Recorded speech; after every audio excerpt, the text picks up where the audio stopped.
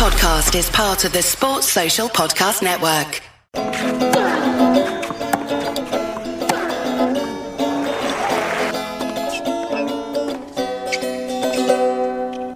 Welcome back to the Love Tennis podcast with me, James Gray of iNews.co.uk. I am, as always, joined by Calvin Betton, our resident tennis coach, but we are a man down this evening. I'm afraid to say that George has got some unfortunate news for you. Hello, Love Tennis podcast listeners. I am speaking to you from bed with my leg raised, in similar fashion to when Roger Federer managed to injure his knee and was out for 6 months after bathing his children. I've suffered a similar fate while building flat pack furniture as I moved into my new place. So I'm on quite drowsy medication and wasn't sure I could fully contribute to this evening's podcast. I'm sure you're in safe hands with James and Calvin. It's been another superb week with the future of tennis truly arriving. I will be back with you next week, and I'm sure the guys will do a thorough job in taking you through all the action. See you next week. Yes, it's amazing how injury-prone one man can be. I think what's amazing about George's ability to get injured, it's always different injuries. But this one does actually sound quite painful and quite unfortunate. So we, of course, send him our best, as I'm sure you will too. So maybe his DMs will be filled with pleasant messages for once rather than the usual abuse that he gets. But Calvin and I will persist without him as best as we can. He's been kind enough to put together the running order for the show, nevertheless. As I'm going to try and always do for the next couple of weeks, I want to talk to you about reviews. Some of you have been very kind and left us some great reviews. I just want to shout out a couple of them tonight. Great, thanks from MG Tennis 2022. Says, great podcast, funny, good journalistic insight and coaching perspective too. Calvin, especially good. I didn't want to read that last bit, but he's like a cat that's got the cream. And also one from MXCV here. 5-star tennis podcast. It's one of my absolute favourites. If you want knowledgeable, honest and passionate discussions about what's going on in the tennis world, then this is the pod for you. James, George and Calvin have it all covered. It's up-to-date tennis news, professionally delivered with some humour thrown in. I just love the Love Tennis podcast. Thank you very much for people who do take the time to leave these. It's obviously takes time out of your day to do it, and we're really appreciative. I'm asking you to do more. There are a couple of thousand of you now that listen to this podcast every week or most weeks, and it would be great if some of you could leave us a few more reviews, good ones. I hope 5 stars, please. It makes a massive difference to the number of people we can reach. That means we can spend more time doing pod things, and that means we can potentially do more pods, more exciting things, go and do a few different things. You may have noticed in the last couple of weeks the sound quality's gone up a bit. That's partly because you've been more involved. We've had more of you listening, and that's allowed us to invest in a bit of equipment and make a bit of a difference. So please do go and leave those reviews, especially if you're an Apple user. That's pretty much the only one you can actually leave a rating on. So I do appreciate if you take the time to do that. Anyway, on with the podcast. What a week as well. We've got so much to get through. We're going to talk about the new era of women's tennis post Ash Barty. Iga Swiatek leading that up to number one in the world, of course. A run to a final for Naomi Osaka, great to see her back. Carlos Alcaraz, Casper Ruud, Daniil Medvedev, both injured and potentially banned from Wimbledon. More on that later. And we'll also go around some very good news for the Brits. Jack Draper winning another title, Cam Norrie into the top 10, Joe Salisbury world number 1, Neil Skupski into another 1,000 Masters level final. We'll talk a bit about Nick Kyrgios as well. I've got lots of 4-letter words written down about there. Team and Wawrinka are back as well. Tennis on Sky Sports. There was even a slap in a futures event. I mean, honestly, there's nothing you're not going to get on this pod, apart from George, obviously. Calvin, there really is only one place to start. I know we've been accused over the last couple of weeks of being a bit down on women's tennis. We probably can't be down on women's tennis today because we got the final we wanted, and for at least the first 40 minutes of that final, it was the match. Yeah, I thought it was a great event, the women's event. I probably watched more of the women's than the men's, to be honest. I thought, even though Swiatek won it and she's brilliant, no doubt, I really enjoyed watching Osaka again last week. I just think she's a superstar. And we had a bit of a debate in our WhatsApp group, and I had a debate with a few other people that I think she's, if anything, she's undermarketed by her people. I know she makes a lot of money in that, but I still don't think, judging by how good she is at what she does, how she looks, and everything, her personality, I think that it's just great to have her back. I thought it was a marked difference this week about how she was talking about tennis. You know, we've thrown that quote around a lot about her saying, I want to play as few tournaments as possible. And this week it was, you know, she was saying, I'm so happy to be performing well, but I also realised that I can go and work hard and get better and get more results like this. She said that she was really going to have a go at the clay this year, which is great to hear as well. It just felt so different. And I sent something to both of you earlier in the week when she said that she'd started seeing a therapist, and I think we all said, hang on, Naomi Osaka's not been seeing a therapist, which is kind of crazy, but I often think, you know, one of the hardest things when it comes to solving your mental health is actually getting the right person in the room to do it. And it can be one of the most difficult admissions to make, is that you can't fix it on your own. I guess especially as a tennis player, because to bring it back to tennis, if you've got a problem, yes, you get people in, but they always say to you, you have to do this or you have to do that. You know, you don't solve problems in tennis by just doing it on your, like, someone comes in and just gives you like a magic pill. Well, unless you're from certain parts of the world. But you don't solve problems in tennis like that. You work out yourself to a large extent, don't you? Yeah, I mean, I've always been pretty, I don't know whether skeptical is the right word. I've always questioned the use of sports psychologists and that kind of thing. And my main gripe with them is the way of, I don't doubt their intelligence, I don't doubt their theories. I've always found a disconnecting in what they're saying, what they want people to think, and what goes on the tennis court. And I think that's been the problem, that actually translating it to the tennis court.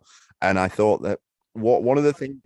Sorry, I would just say that, like, what she said is she's seeing a therapist. Like, I think this is quite removed from tennis. I think this is, you know, she's got her own personal mental health problems and she's got a professional in to deal with them, which is what you'd do if you had a problem in tennis. But yeah, I'm kind of contradicting myself a bit, but I can see that she's at least got to the root of the problem to an extent. I mean, it's impossible to tell, but. Yeah, I mean, that's where I was going with it, though. I don't think that, and I only noticed this last week and mentioned it again in our WhatsApp chat, that I'm not sure she has mental weakness. I'm not saying for a minute she has a mental weakness off the court, but she doesn't have weaknesses on the court. She's actually very, very good on the court in terms of her sort of resilience, her mentality, her responses to setbacks, that kind of thing.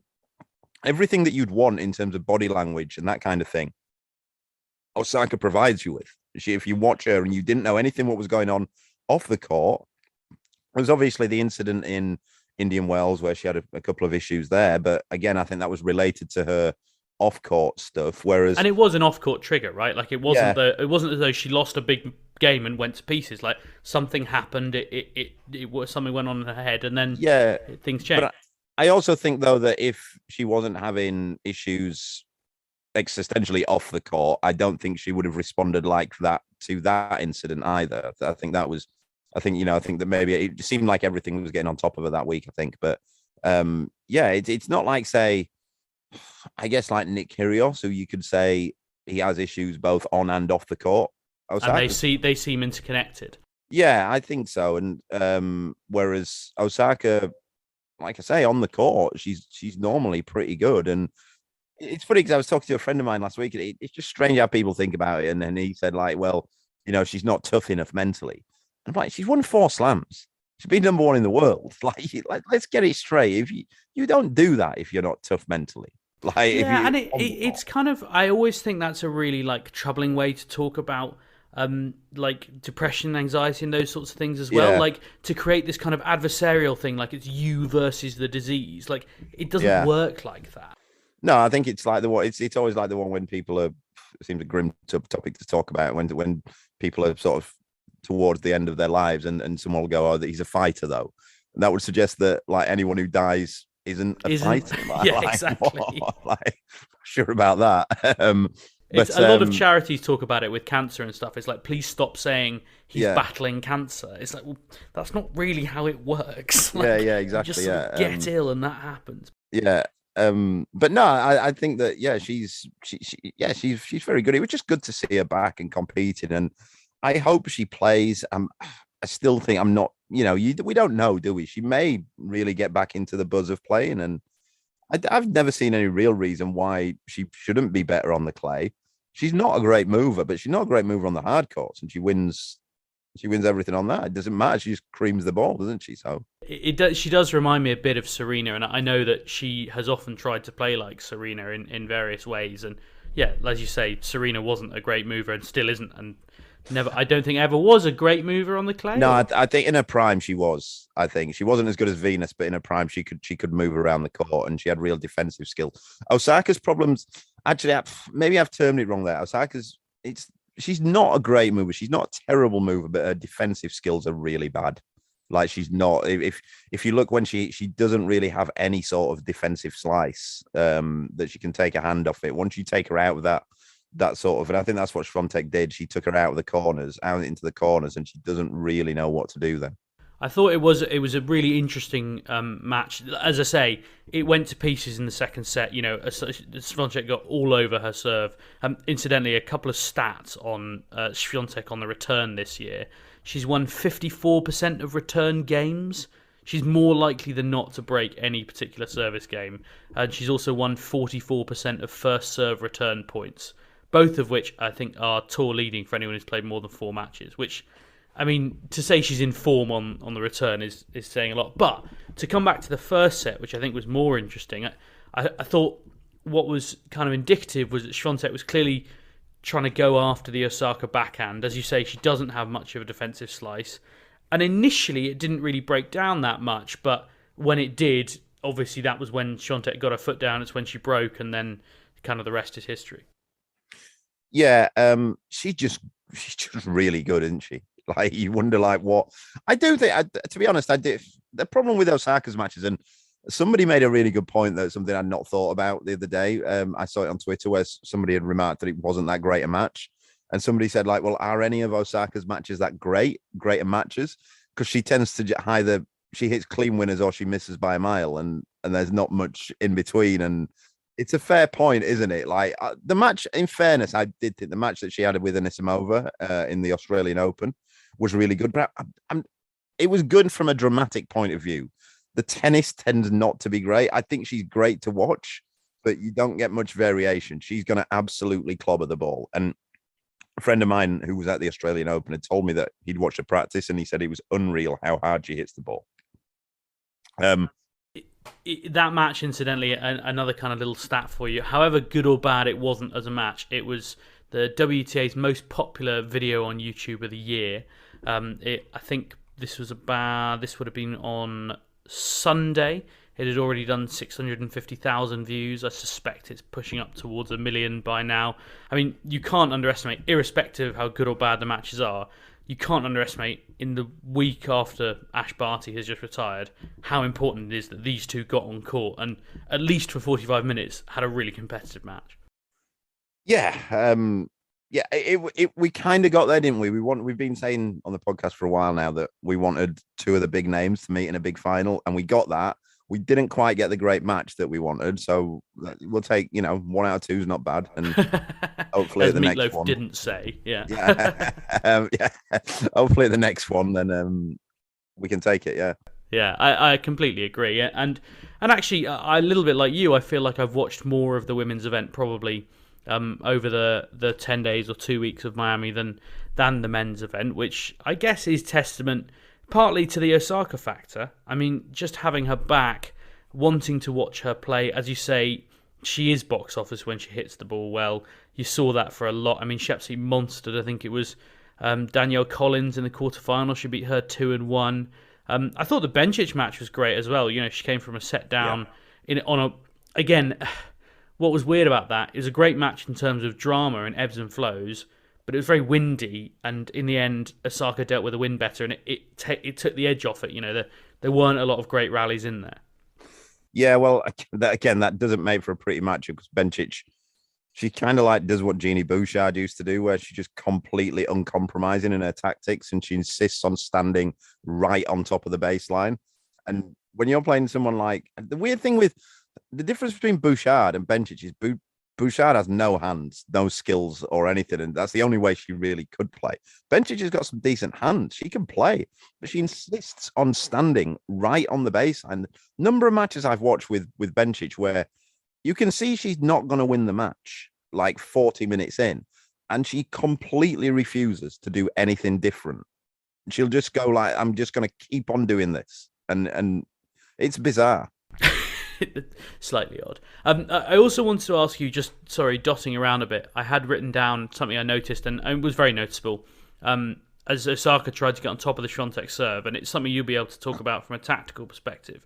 You know, she started coming a good 3 or 4 feet inside the baseline for second serve, and it looked to me like that actually made it harder for her because there was then less time to react to Swiatek's +1 when she didn't nail the return. And she then actually did what we see a lot of in the men's game at the moment, which is went and sat really deep off the second serve return.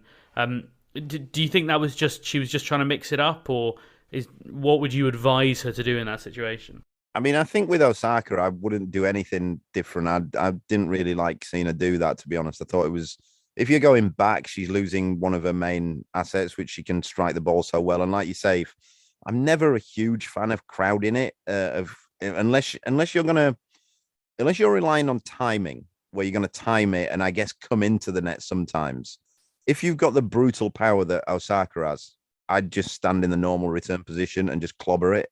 I think that's where she's going to get the best outcome. I thought Swiatek served very intelligently, though. I mean, I know she's a good server, but I thought she served to the body a lot, which seemed pretty effective. I know that you say she hasn't got a great kick serve because there aren't a lot of great kick serves in the women's game, but she's got a decent one by comparative standards, and I thought that was kind of maybe a more rounded element of her game. I mean, you know, we know she's a good server, but I thought there was a lot more to Swiatek that I hadn't necessarily seen maybe last year that I saw this year. Yeah, I mean, I say that the women do tend to, you don't have many great kick serves in the women's game just through physiology reasons, but they have topspin serves. They can serve them in with topspin, but I'm talking one that really kicks like a mule when it hits the ground.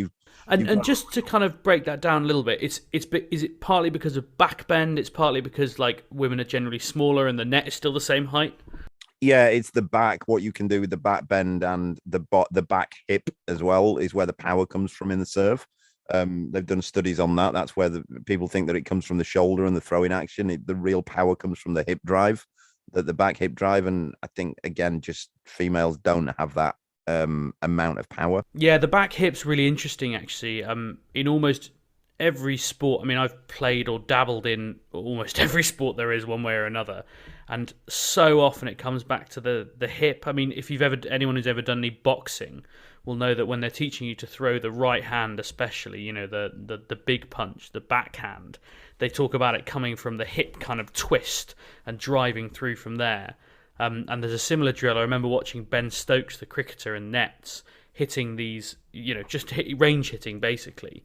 And he was doing this sort of step through drill where he would hit the ball, and as he was hitting it, his back leg would step through past his front leg.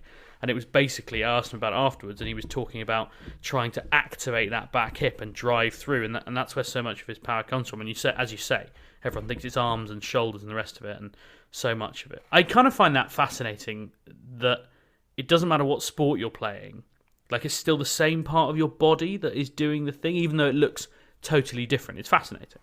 Yeah, it's always a funny one when I was joking with Luke, my coach, yesterday actually about this, how whenever you get an injury, if you get a lower body injury and you go to physio, they always say it's the glute or the hips. Like, that relates it. So you could go, my ankles, I've rolled my ankle, and they'll go, it's because your glutes are not activated enough. It comes from your hip flexor. And if it's anything upper body, they'll say shoulder all the time. But I think that must be it. I think it's the glutes and the hips are the where most of the flexibility, most of the power comes from, and I think therefore they're more likely to get tight if you're putting that kind of force through them. So I think that's it. Let's talk a little bit about the natural surfaces, as George likes to call them. Philip Gustafson mentioned on email this week, one of our listeners in Las Vegas, that George just won't let the natural surfaces go. He's right. He won't let it go, and he never will. These are two players, Osaka and Swiatek, who we would expect to see at the French Open, you know, challenging for the title again, quite possibly. Osaka will maybe be seeded by then because she's now back up inside the top 40. Very disingenuously, one of the commentators on Amazon Prime said that she was the lowest ranked player ever to make it into Miami final, seconds after she won the semi-final. And it was like, that's not really the big line here, though, is it? Because she's not the world number 77. She happens to be, but she's not. Anyway, hopefully she'll win some points on the clay and will be seeded for the French Open. Otherwise, she's going to be a hell of a floater. Calvin, Iga Swiatek has just been sensational pretty much since she lost to Jelena Ostapenko in Dubai. She's beaten everyone in front of her. I think she's won 9 consecutive matches in straight sets now with only 1 tiebreak. Now she goes to the clay where she is a Grand Slam champion. I mean, do you see anyone stopping her? No, she's massive favourite, I think. I mean, the conditions will be a bit different from when she won it. It was a really unique French Open when she won it that we'll never get again because it was held basically in winter, wasn't it? It was back end of September. It was freezing cold and damp in France, and I think that did suit her at the time. But she can also really play on the clay. So you don't see who is going to beat her. To be honest, I'd still give. If they play in the US Open, I still think it's 50-50 with her and Osaka. Maybe even Osaka slight favourite once she's got a few more matches under her belt. But on a clay court, Sabalenka, I don't see Sabalenka doing anything there. Like, I mean, Krejcikova, if she's fit, she's obviously, Yeah, and I forgot her name. Sakari beat her last year, didn't she? So that could be one. What do you think if you were going to go into your lab and build a player to beat Swiatek at the moment on clay? I mean, what are the keys? Is it just someone who can hang with her, someone who can out-hit her? It's got to be somebody who can out-hit her. I mean, this is the problem when you get a player like Swiatek who's so complete when they've got the hands and the skills and they can hit winners as well. They've got big shots as well. You're really looking at, you're thinking, well, what's the antidote to this? So then you're looking at just somebody who can just blow them off court against that's not just in women's tennis, that's men's tennis as well. When you've got somebody who's so skillful as she is and who keeps winning, there's no real weakness in the game. I think it's interesting. I saw some people talking about it on Twitter that she's got an 0-3 record against Jelena Ostapenko, who's also the last player to beat her, and I think that's actually quite instructive. We all know what Ostapenko's like. Yeah. She will have days when she just murders it, and I think that is maybe the benchmark. I mean, similarly, Danielle Collins beat Swiatek in the semi-final of the Australian Open, and she is also someone who, when she has a day, all right, she's not an elite hitter, and Swiatek didn't play well against her, but that feels like the blueprint is, she's probably looking to avoid Ostapenko in the early rounds in Paris, put it that way. Yeah, I think 3-0 is quite big as well, isn't it? It's not like she's had one win. There'll start to be some demons there, I think. Yeah, and it's interesting the places that she's beaten her as well. She obviously beat her earlier in the year in Dubai, as I mentioned. She beat her in Indian Wells in October last year, which again is quite unusual conditions. And I think there was another one in I'm just trying to find it. Tennis Abstract is letting me down. Sorry, Jeff. It very rarely lets me down. Oh, she beat her on grass in Birmingham 3 years ago, which probably isn't a very useful result. But Swiatek a very different player at the time. Nevertheless, and to kind of come to the other side of the net, you touched on it a bit. I mean, what would you expect from Osaka on clay, looking at the French Open? Is she someone who, if she makes the semis, you're not surprised? I wouldn't be surprised, no, because if she carries on playing like she did last week, I don't think the surface will make a whole lot of difference. There's not really any girls who you would say. The problem is with the girls' top 10, the women's top 10, is they're not really clay court specialists either. Sabalenka's not, Kvitova's not, Danielle Collins is not, people like this. So, Krejcikova, you could say is, and Swiatek is. Sakari can play on the clay as well, but there's not many who you'd think, right, who's definitely beating Osaka on a clay court. Let's switch gears, shall we, and move over to the ATP, where it was a similarly seismic week. No escape from Carlos Alcaraz, as I have now written in 3 different headlines, and I think it's going to get a bit old quite quickly. He won his first Masters title. He was amazingly the first Spaniard to win in Miami, and didn't we know it, by the way? I did a little bit of research on the stats because obviously Miami is a Spanish-speaking city, essentially. I knew that much. 75% of Miami residents speak Spanish at home. So that is might explain exactly why Carlos Alcaraz was so popular in the stands. Not a lot of Spanish or native Spaniards there, obviously, or there are a few, but a lot of South Americans who have come to America and live in Miami, and a lot of South American influence, and Mexico as well, of course. I think it's mainly Puerto Ricans in really? Miami. Interesting. Yeah, there's a lot of Puerto Ricans in Miami. He's now number 2 in the ATP race, Carlos Alcaraz, incredibly. He's up to 11 in the world, just below our own Cameron Norrie. Calvin, look, I'm going to say this straight from the off. There are some people throwing rumours around about Carlos Alcaraz that are completely unfounded. What cannot be denied is that he's made quite big physical advances, and he is now a physical specimen that makes him just as intimidating from that perspective as from a tennis perspective, right? Yeah, he's a phenomenal tennis player. That can't be denied. And when he was 16 and not as big as he is now, he was still a phenomenal tennis player. He was still hitting the ball phenomenally hard. There's no question about that. Yeah, he's a big lad, and he's pretty developed. And I think outside of even maybe including NBA basketball, NCAA basketball, I guess it'd be at that age, he's probably the most developed 18-year-old I've ever seen. More than Nadal? Yeah, I'd say so, but I don't know. Maybe, yeah, I think at that age he is. I would say so. Nadal he was really good, still a little bit gangly at 17, 18. But yeah, the development from this time last year to now, he's made some strides. I think it should also be noted, just to kind of counterpoint, that he won his first tour match against Albert Ramos Vinolas 2 years ago now, just before lockdown. And that wasn't like he was a spindly 16-year-old who, picked up a victory on the clay. It finished at 3 a.m. It was 3 hours, 36 minutes. I think if we hadn't had lockdown, we'd be talking about Carlos Alcaraz in these terms 18 months ago. I think he I'm not saying he suffered because of it, but it must have come at just the worst possible time.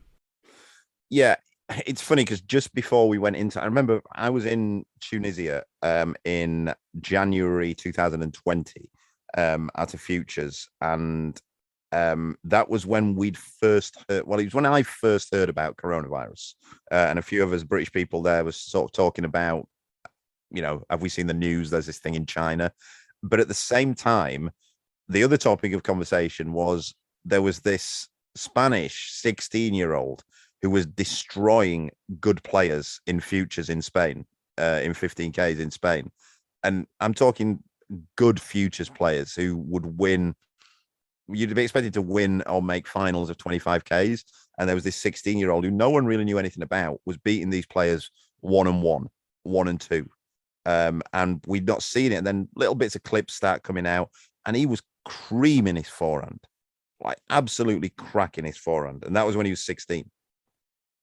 And I think what's interesting, as I've spoken about before, I went and interviewed, I Zoomed and interviewed Juan Carlos Ferrero about sort of 7 or 8 months after that in September 2020. And we spoke about him and about Carlos. And one thing he said, which he can keep saying if he wants to, he says every time Carlos does well, people talk too much about him. I'm sorry, I'm afraid they're going to talk a lot about him now, and there's not a lot JCF can do about it. But I said to him, what does he need to improve? Because, we all know about his enormous forehand. And Ferreira said, actually, I think the forehand can get a bit better. And I think the backhand we need to work on, and, the serve as well, and a bit of physicality. And I was like, right, okay, so everything. And he's like, well, I guess that's what comes from working with. And it can only really explain part of the guy's mentality. Is that he's been working with a former world number one, for, 3, 4, 5 years. I mean, Ferreira first saw him, I think, in 2017 and really started working with him. He spent the whole of the first lockdown in Juan Carlos's academy just outside Alicante, which looks absolutely idyllic. I mean, they've got about 15 courts there on 3 different surfaces, an outdoor pool, an indoor pool, an orchard, the whole 9 yards. So I think you can give him a lot of credit for it. It has been fascinating because we've talked about him a lot. It's been particularly interesting because I've always noticed, when he's had results or when he's picked up little things. But I was kind of dredging through old tennis forums from like 2019, I think, and people were starting to just, the odd person be like, oh, have you seen this Carlos Alcaraz lad? And it's exactly that. He's 16 years old winning challenger titles, like an absolute, 17 maybe to win his first challenger, an absolute canter. I think we've said before he's a multiple Grand Slam winner, Calvin. Are you willing to raise the minimum number of Grand Slams Carlos Alcaraz is going to win? No, I said again, I stand by it. I think he'll end up having the career that Nadal would have had if he was right-handed, and I've seen nothing to change my mind on that, which makes me think that 8 or 9, 10 maybe. Do we see him as a threat at any of the Grand Slams this year? Is that too much too soon? Are we too hypey? Or 100%. I'd say so. I'd make him.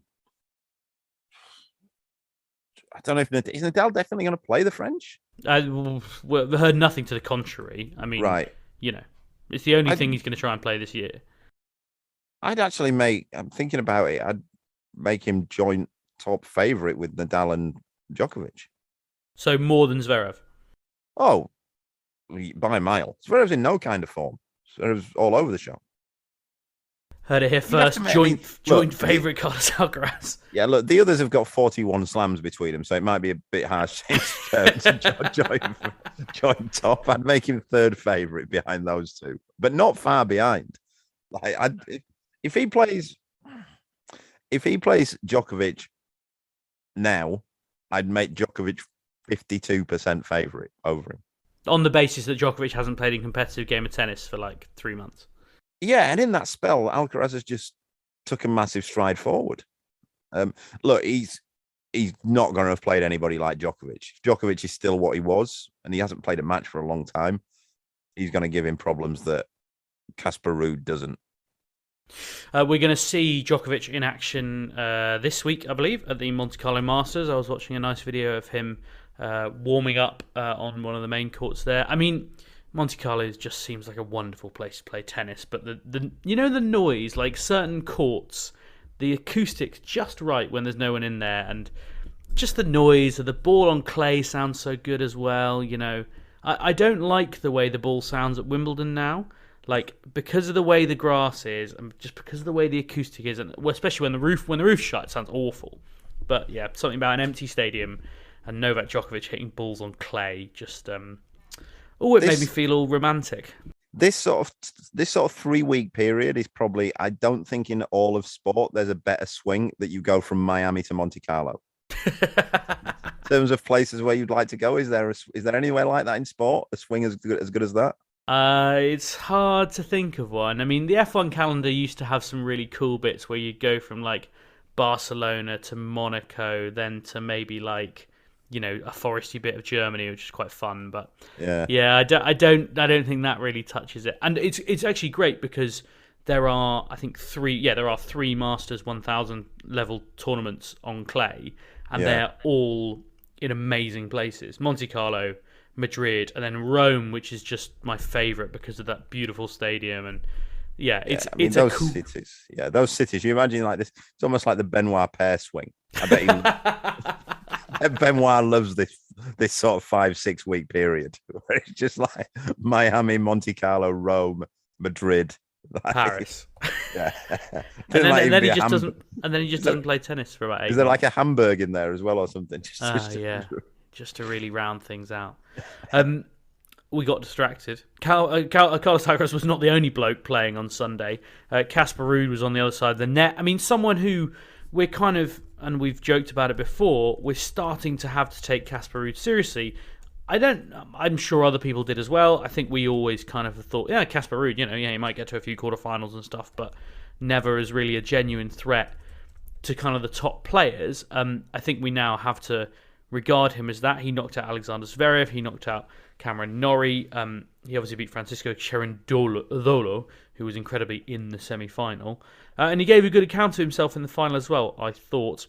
Calvin, he is now starting to beat top 10 players on a semi-regular basis. So we have to start taking this lad seriously, don't we?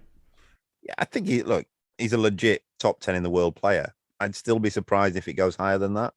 I don't think he's got top 5 in him, but a legitimate top 5. You never know with the rankings, but I don't think he's going to be one of the best 5 tennis players in the world.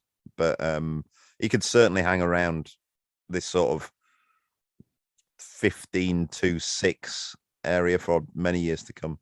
And is it not? I mean, I know Nick Kyrgios had a go at him about, stealing points on clay court tournaments in places where people didn't want to go. And in fairness, he has won a title in Buenos Aires this year, and I think he's had titles in Gstaad. But, I mean, the guy is very, very good on clay. I should point out that I think in fact, I'll tell you exactly, since the beginning of 2021, in the last 12 months, I should say, he's 32-5 on clay.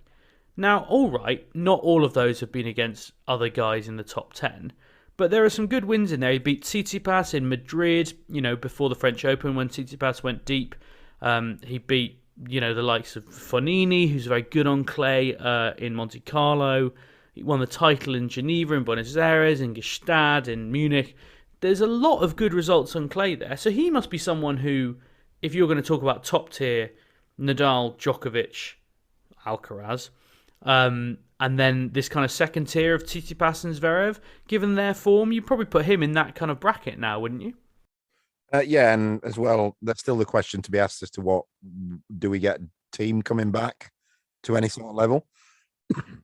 But yeah, look, we need to stop giving credence to anything that Nick Kyrgios says for starters. He can't win a match on clay. What's he? Why is clay less of a surface than any other surface? And let's not forget, one of his titles is in Acapulco.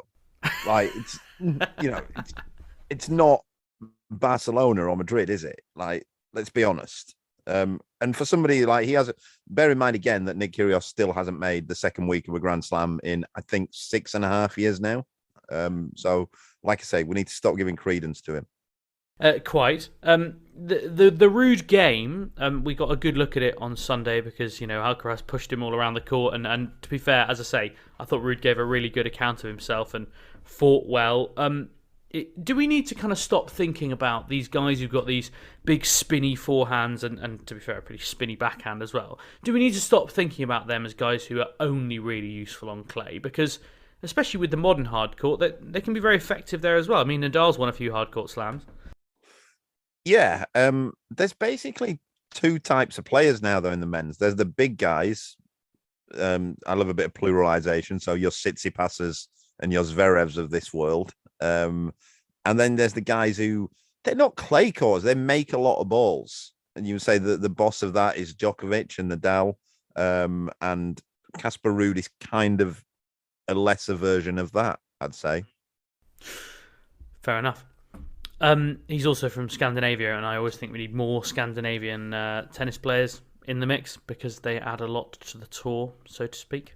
Yeah. His dad was a player as well, I think I'm right in saying. Christian Ruud, who's still his coach. Yeah, I remember his dad. Again, show my age a bit there. Yeah, there's not many from Scandinavia. I think Sweden obviously used to be a huge country, but the Swedish government used to fund their tennis, and they stopped doing it a few years ago, and it's just died a death since then, really.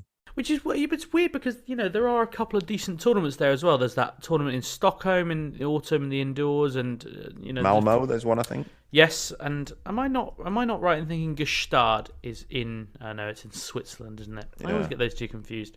Anyway, there are some good tournaments there, and I would be well up for more Scandinavian players on the tour. Let's move on. We will talk more about the Clay Court Masters tournaments as they come up. Monte Carlo, of course, and then Rome, and then Madrid, I should say, and then Rome. As Calvin says, it is the Benoit pair swing. I think I might have to coin that. I don't know how much we're going to be seeing of Daniil Medvedev, though. He announced on Twitter that he's been carrying a bit of a hernia, a small hernia. He's been playing with a small hernia. Together with my team, I've decided to have a small procedure done to fix the problem. I will likely be out for the next 1 to 2 months. We'll work hard to be on court soon. Thanks for all the support. That was posted on the 2nd of April. 1 to 2 months would take him, well, if it's 2 months, right up against the French Open, possibly missing the French Open. Calvin, we saw what Daniil Medvedev can do on clay, and this is kind of the reverse engineer of what I said earlier about clay and slow hard court. He would have been a relatively serious player there, wouldn't he? Yeah. Well, last year was a weird one because he went around all clay court season banging on about how much he hated clay, and then I think ended up making quarters or semis of the French.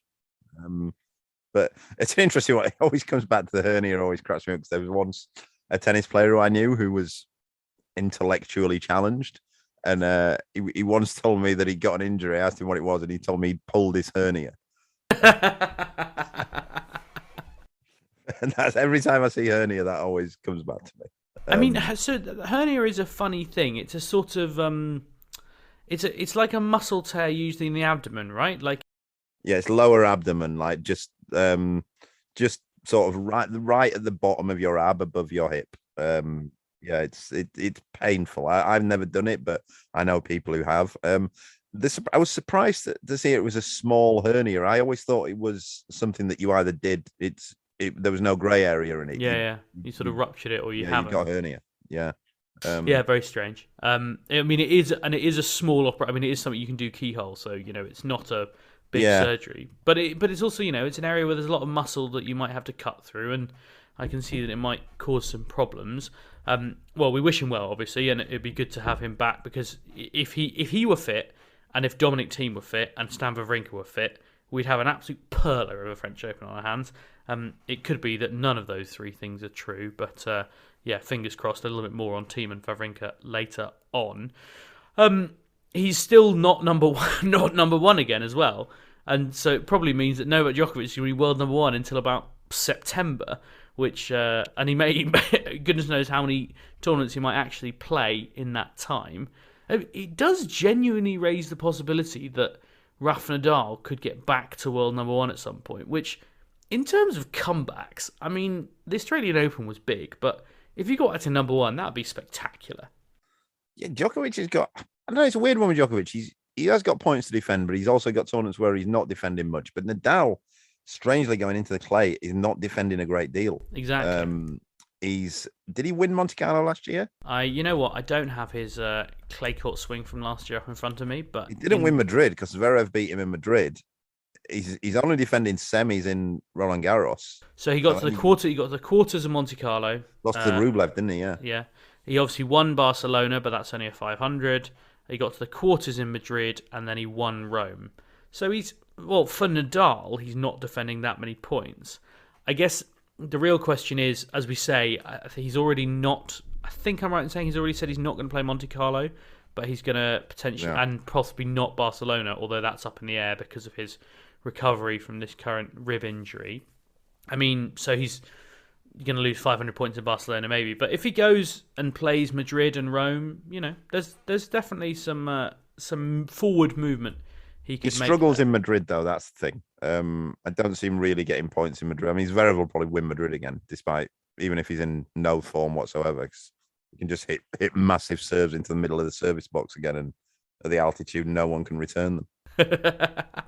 Yeah, quite. The other big story that actually has just broken today from friend of the pod, Simon Briggs, reporting in the Daily Telegraph, Wimbledon ready to ban Daniil Medvedev over fears Russian win could boost Vladimir Putin's regime.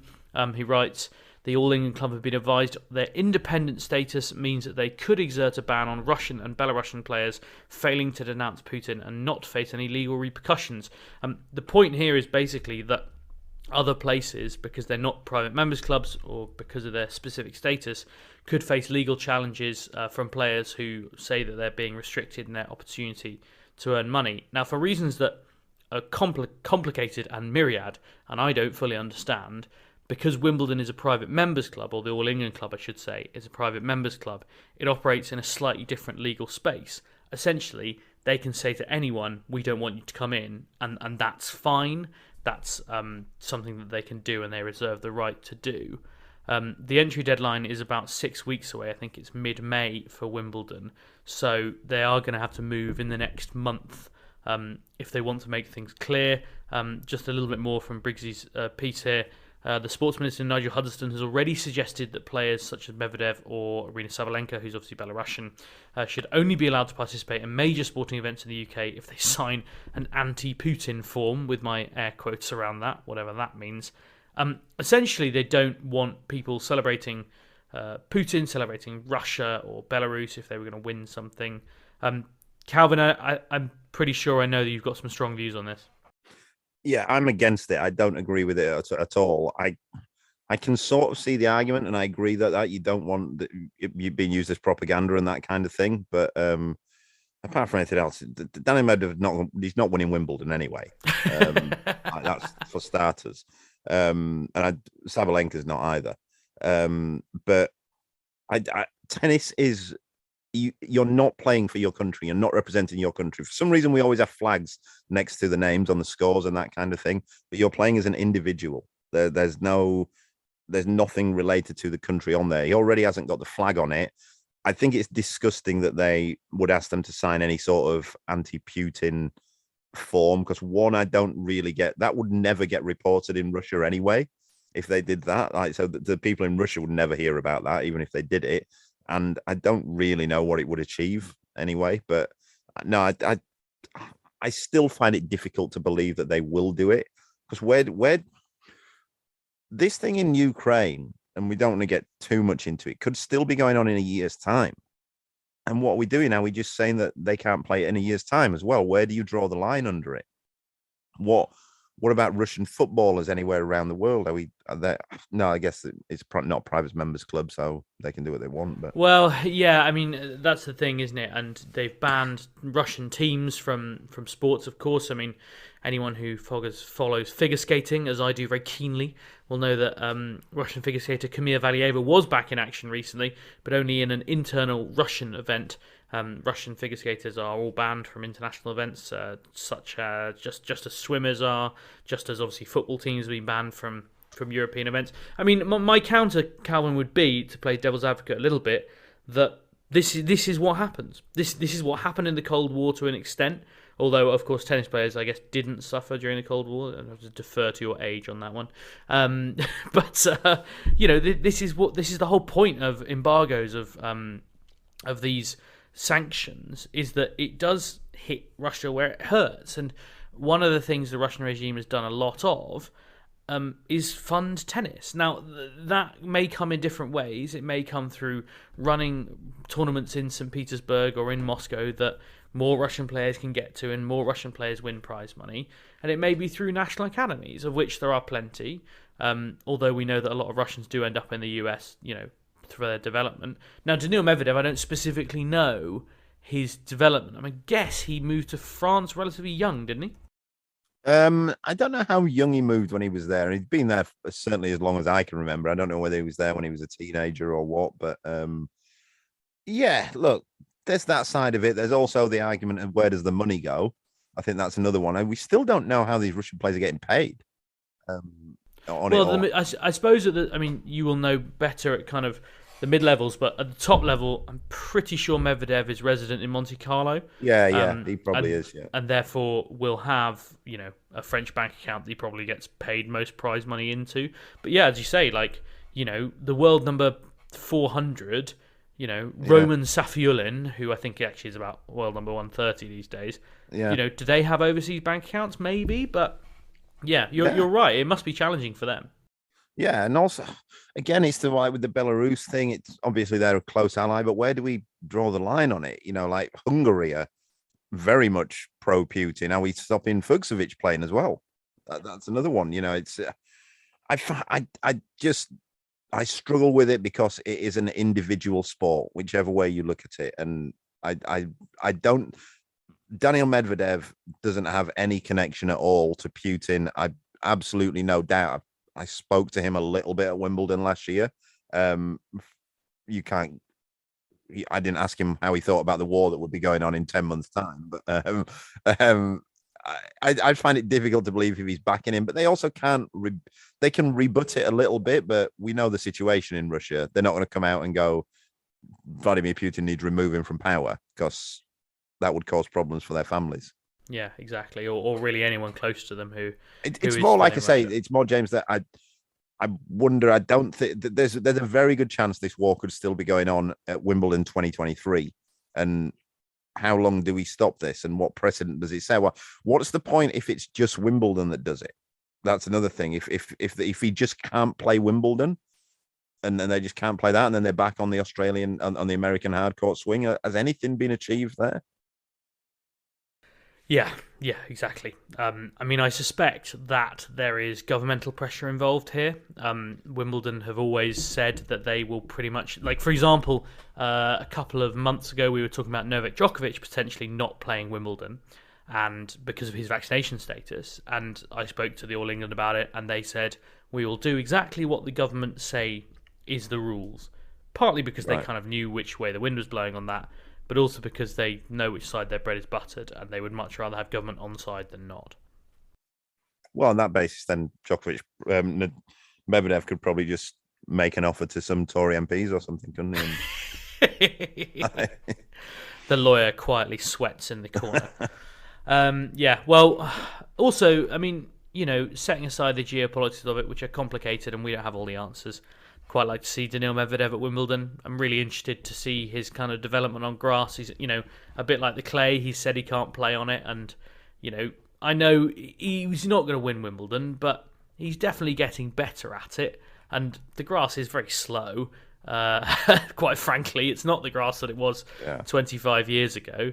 I'm sure he can learn to move in it. I mean, he beat some good players last year. He beat Alcaraz. He beat Marin Cilic. Yeah, he's a good, he's the best tennis player in the world. Like, let's be honest, like that's the thing, It's like you can't not be having the best tennis player in the world playing Wimbledon. I just think it would be nuts.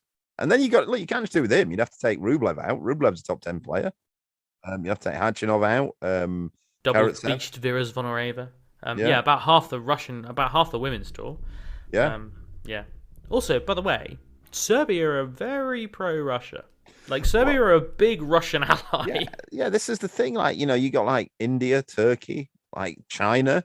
We don't know where they stand. Like, where do you draw the line on it? And then you end up, what's the integrity of the tournament then?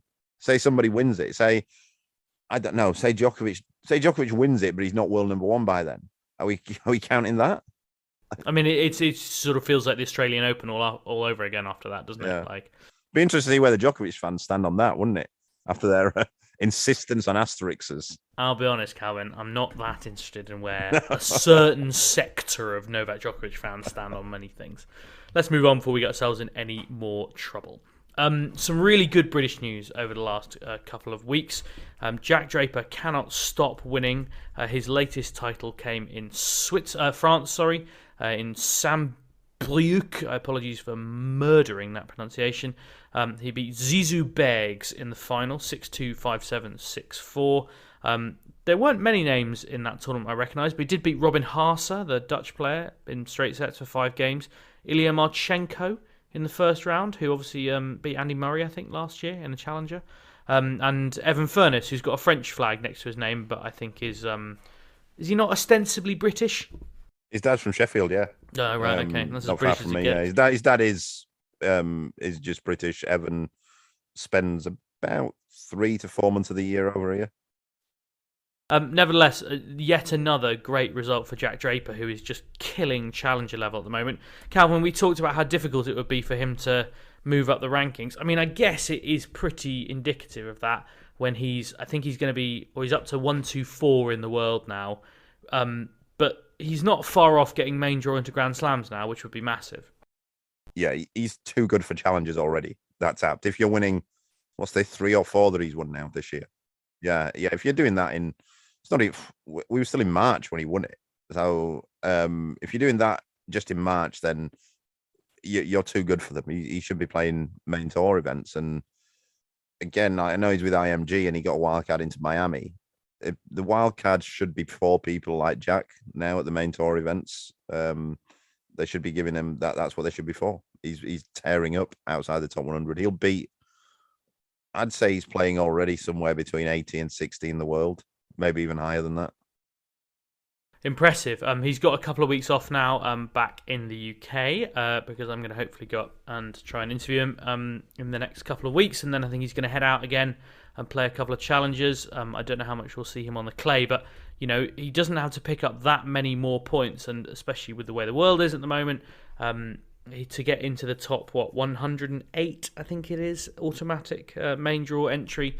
That is only another 100 points away. So I think I'm sort of 65% sure we'll see him at the French Open main draw. I mean, heck, if he goes into French Open qualifiers, you'd back him in most matches in that, wouldn't you? Yeah, I mean, I guess there's more clay court floaters around, and he's got a big serve, and he's a tall lad, and those type of players can come a bit unstuck on a clay court, but just because movement wise. But yeah, I'd still fancy him to beat most players, to be honest. I watched the final he was in yesterday, and I've known this from Jack for a while. One thing you got to know about him, he goes on these tears. He's done it at every level where he just reels off wins in tournaments, tournament after tournament. And he seems completely unaffected by when things don't go his way. When I was talking about Kyrgios last week, he just can't cope when things don't go his way. So in the final yesterday, Jack was a set and a break up. Don't know whether he served for the match or he served at 4-2, maybe. I can't remember. Got broke and then got broke again for Bergs to win the set. And he came out straight away and broke him in the first game of the third. And then didn't let up from there. He's completely unaffected. He's so relentless in the way that he plays, no matter what the score is. Yeah, serious talent. In a week when, tennis's future is now, Jack definitely feels part of it. And he's also left-handed, which, as we often say, is basically cheating. Which, speaking of which, Cam Norrie's in the top 10 in the world, which I think is probably another thing that we said would never happen. So well done, Cam, for 2 very firm fingers up to the Love Tennis podcast. If he ever comes on, I'm hoping that he will. We're definitely not going to mention the fact that we said, top 30, that's your ceiling, mate. We'll definitely leave that out, and hopefully he wasn't listening back then anyway. But yeah, I mean, many congrats. He is, only the first top 10 player since Andy Murray, because Dan Evans definitely didn't make it there. So that's obviously a massive achievement for him, and testament to hard work for him, really. I mean, I don't know how long he's going to be there, because there's a bloke called Carlos Alcaraz who's only 120 points behind him. Yannick Sinner's also not far off, and Hubert Hurkacz, who I think is going to have a pretty handy couple of months as well. But, Calvin, no one can ever take that away from him now. He can say, I made the top 10 in the world. Yeah, he's done it. He's not done it the easy way either, has he? He's done it because he keeps winning matches. He's not done it because you occasionally get these freak incidents where everyone just drops points at the same time and he doesn't. And it's not that. He just kept on winning matches. And a big thing is that he won Indian Wells, and you thought he's probably going to lose points from that. I know he doesn't actually lose his points from Indian Wells until September from when he won it, but he's already made quite a lot of them back. Did he make quarters? I'm just pulling it up. Yeah, he made quarters and lost to Alcaraz. Yeah, so he's one that you think, he's probably going to lose all them. He's not going to lose as many in September as he probably only needs a couple of, a good French, maybe didn't do amazing at Wimbledon, did he? Lost to Federer, didn't he, last year? I mean, that's the big thing that he's still kind of missing, and that's, I guess, what makes it kind of even more remarkable that he is top 10 is that they're not Grand Slam points. That's where you make big strides in the rankings, and Cam's never been past the third round of a Grand Slam. No, but the thing, what he's got in his favour now is because he'll hold on to that ranking for a while now. That he's not had great draws in slams. He keeps getting Federer. He seems to play Nadal about twice a year in slams, doesn't he? So, he played in the French last year. Yeah, so he's not going to play any of those guys until he's going to have guys lower down for the first 4 rounds. Yeah, because he's now into that. As I always get confused about Grand Slam draws, but he's in that third bracket of seeds, right? The top 4 are pretty much set where they go, and then 5 through 8 kind of go into certain slots, and then the next bracket, it gets chopped up. So yes, you do get to avoid. You get to avoid the top 4 guys until the 4th round, I think. So the top 8, because he can't play somebody else. Anyone in the top 16, he can't play until the 4th round. Yeah. Yeah, well, fingers crossed he picks up some decent draws. One thing we know... and I absolutely should mention, and I almost forgot, which would have been awful, Joe Salisbury, world number 1 doubles player. A fabulous achievement. 29 years old, so again, another guy who's done it the hard way. I hope you've all read, and if you haven't, head over to my Twitter, something I wrote over the weekend about Joe's kind of rise to the top, speaking to Louis Caillé, who is, of course, the doubles guru at the LTA, who I know Calvin spent some time on court with today. A lot of time. Plenty of time, yes. Louis took up plenty of my time on Friday as well, so, he's time management maybe not his skill, but doubles tennis certainly is, and he's worked very hard with Joe, and Joe's worked very hard with him to get to number one, which is a brilliant testament. Calvin, you've hit with Joe and you know Joe well. What is it that kind of sets him apart? I mean, how has he become world number one?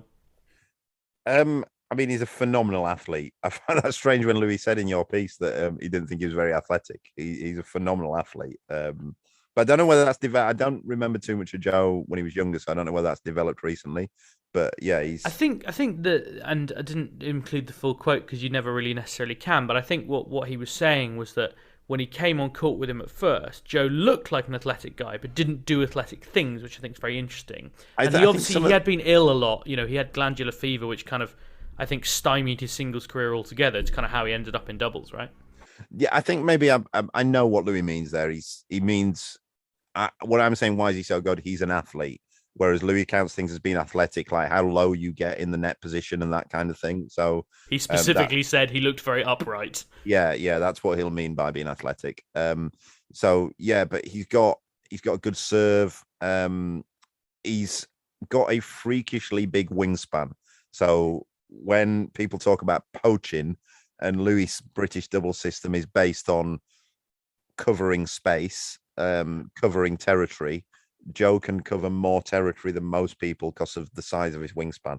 He's also got, and this is absolutely no discredit to Joe, he's got a phenomenal doubles partner in Rajiv Ram. Yeah, and actually Rajiv Ram would also be world number one, but for the fact that Joe played 250 with Neil Skupski last year as preparation for the Davis Cup, and Rajiv went off and did the same thing with Jack Sock, and I think Jack Sock pulled out injured, and Joe and Neil went and won San Diego. So that's the only reason that Joe's number one on his own. And I know that within the team that they've kind of all privately agreed that Rajiv is world number one as well. But only Joe can say it officially, which makes me laugh. And they've knocked Mate Pavic and Nikola Mektic off the top, which is difficulty with that now for Rajiv is it's almost impossible for him ever to get to world number one because Joe's always going to have whatever he wins. Joe's going to win as well. So. Unless they just keep winning everything for another year until that San Diego result falls off. Unless he could really throw it might almost be like a wrestling heel turn where just before a tournament he'll tell Joe he's not playing with him, he's playing with Neil Skupski or someone like that. I mean Joe's list of achievements, we don't have enough time to list them all, but there are plenty of them. He won men's doubles titles, a Grand Slam title last year at the US Open. He won mixed doubles at the French and the US with Desiree Krajcek. He didn't win Wimbledon. He played with Harriet Dart because he said he wanted to play with a British player at Wimbledon. They got to the final and they lost to Desiree Krajcek and Neil Skupski, which, I mean, heck, I was DMing on Instagram with Desiree Krajcek this week and she was desperate to talk to me about Joe Salisbury. We couldn't quite get timings matched up, but she's a hell of a doubles player as well. So I always think there are two skills in doubles, right? Being really good at doubles and then picking a really good partner. It feels like an important skill. Yeah, it was interesting. It's not even just a really good partner. It is, but then it's interesting again what Louis said in your piece, James, about that Rajiv being the emotional leader of the team, and I think that's important. You need somebody to drive it, and some people are introverts, and I think Joe is a bit more introverted, and some people are energetic. And the thing with what Louis is insistent on is, if you notice the British players, one thing you'll notice is, and it seems a small thing, but they always discuss the next point tactic at the baseline. So he likes the net player to come back, to almost sprint back, discuss tactics, and then bounce back up to the net. Whereas you see a lot of other teams just kind of discussing it in the middle on the service line. But again, it's all about energy and the image that you portray to the other team. Yeah, it's fascinating. And I think I hadn't really appreciated until I spoke to a few people about Louis he's not just a doubles tactician, which is what I've always heard about him. Like, he's No. very interested in the technical stuff, in the psychological stuff, in the mental stuff. And he's probably, in terms of technique, he's probably the best tennis coach in the world. In terms of what he can do on technique and that kind of thing. He just happens to also be very good at doubles. And doubles, for anyone who doesn't know, it's less random than singles. In singles, there's always, in any one position, there's 60 or 80 shots that a person could play. Whereas in doubles, it's almost like, it's kind of a bit like football and basketball. If this happens, then this is most likely to happen back. So you can predict it more. Therefore, you can set your traps, you can set your tactics more to do that. we are swiftly running out of time, which means we don't have time for a full rant on Kyrgios, which maybe is for the best because we've all got one in our locker, and it might be something that we can probably bring it back. I feel like Nick might lose his temper at some point. All ATP players have been sent a warning by the ATP head honcho Andrea Gaudenzi to basically stop having big tantrums, a la Zverev, Jensen Brooksby, who had to apologise after a racket nearly hit a ball boy, or maybe even did hit a ball boy. Nick Kyrgios obviously had an enormous falling out with Carlos Bernardes, which none of us liked. That's probably all I need to say. We would like to say more. A few other quick things that I mentioned earlier in the show. Dominic Thiem is back. Played in Marbella. He lost in straight sets to Pedro Cachin, who I don't know a huge amount about, but I think probably the result a bit irrelevant there. Calvin, just quickly, he was back on court and then he got COVID, so he's not having a great run of luck. Yeah, I wouldn't read too much into it. I think the main thing for Thiem is if Thiem comes back fit, he'll be back as one of the top players in the world. If he sorted his physical problems, I've no question about that. Yeah, and it's his first match in 9 months, so probably just good to see him playing. Another guy everyone will have been delighted to see playing this week, again in Marbella, was Stan Wawrinka. He lost in straight sets to Elias Ymer. But interesting that he also played doubles, and he won. Him and Pablo Andujar won a match in doubles and then lost to the number one seeds in the quarterfinals, so maybe a little bit more promising there. I spoke to Stan's agent earlier this week, and certainly they've been pretty optimistic for a while that this is a genuine comeback. I mean, similarly, Calvin, the guy's 37. I mean, he must have such appetite for this game. Yeah, no doubt. Yeah, he's had such a strange career, Stan, though. Like, he's going to finish up with the same amount of slams as Andy Murray, but not a lot else either. Like, where you look at the rest, and Stan said that himself when somebody said, "Oh, he's in the same band as Murray." I think Murray's won just a cartload of Master Series on top, and Stan hasn't. And still, he's the guy who Novak Djokovic doesn't want to see anywhere near him in a Grand Slam draw. More so than Federer, more so than Nadal. He doesn't want to see Stan Wawrinka near him. And he's won the slams he's won them against. Generally, when those randomers tend to, he's not a randomer, but when the favourites don't win slams, it tends to be because the top seeds have all been knocked out by someone else and the draw opens up. Stan's 3 slams, he beats the best players in the world in them. Yeah, he doesn't mess around. Incredibly, Stan Wawrinka has 16 career singles titles. Andy Murray has 46. But Stan Wawrinka is also $34 million to the good, so he can't say he's had a bad career. And yeah. Heck, I mean, we'd love to have him back at the French Open fighting fit, and we might even have that, so good luck to him. People in the UK will be interested to hear that Sky Sports are going to come back into the tennis market. It looks like they're going to outbid Amazon for the US Open rights from 2023, and then from the end of that year, the ATP and WTA rights are up for grabs. I don't know how much you've got to say about that, Calvin. I know you know a lot of people in the industry who might have been interested to hear it. It suggests to me that they've seen Raducanu and got, we want a piece of that pie. Yeah, I hope they do get it. Amazon put a good product on, to be fair. And I think especially in Miami last week, they've got, it's good that you can select the matches. That's one problem Sky's going to have. How they're going to go about that. They don't want to take a step back. So if on Amazon you can watch any of the courts. My only issue with Amazon is you're losing the sort of channel flicking watcher who's like, they don't know what they want to watch, and I do that a lot of the time. Every day, twice a day, I'll start on Sky Sports 1 and just go up the sports channels until I find something I want to watch. it's also difficult. It's not difficult. It's impossible if you're watching tennis and say football and the cricket, and you want to flick between the two or three.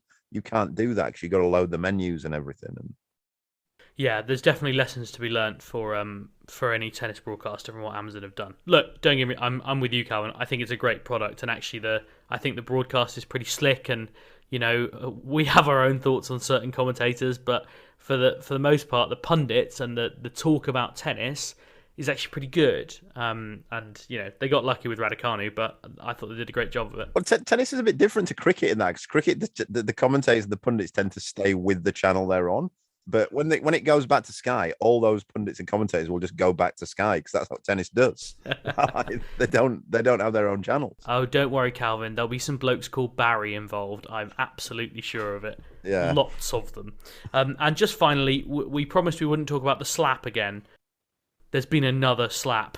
Ghanaian junior tennis player Rafael Ankra walked to the net having knocked out the number one seed from France, Michael Kouami, shook his hand and was then slapped.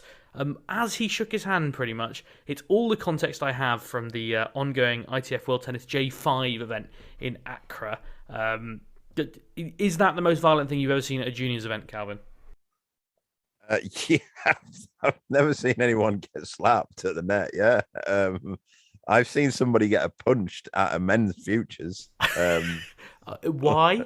I don't know. It might have been the partner of a player who I coach, who after a match, I think he either punched the opponent or his dad. And he came and told us literally about 20 seconds before they were going on for a doubles, I might be in trouble here. And we said, why? And he goes, I've just hit my opponent. Did he get DQ'd mid doubles match? He got a code violation on the second point of the match. I think he hit a double fault and then he just wellied a ball out. So there was some tension in the air. Excellent. Well, there will be tension in the air next week because George is going to have to fight his way back onto the team sheet through what we believe is ACL and MCL injury. So best of luck to him. As I said at the beginning of the show, please do head over to iTunes or Apple Podcasts or whatever they call it now and leave us a rating. We really appreciate it, and it helps shove one or two slightly negative reviews down the list. All that remains for me to say is thank you very much for listening, and make sure you come back next week.